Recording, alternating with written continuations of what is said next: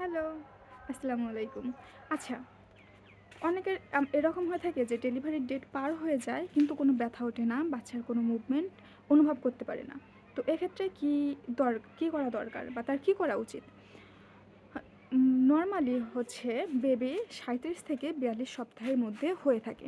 কিন্তু আপনার due date পার হয়ে গেছে, তারপরও আপনার কোনো পেইন হচ্ছে না, আপনার ডেলিভারির কোনো সাইন সিম্পটম নেই।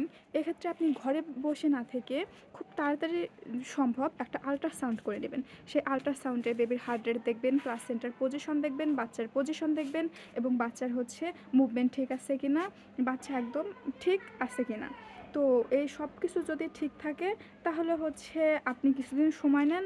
আর যদি কোনো কমপ্লিকেশন হয়ে থাকে আপনাকে ডক্টর সিজারিয়ান সেকশন সাজেস্ট করতে পারে বা নর্মাল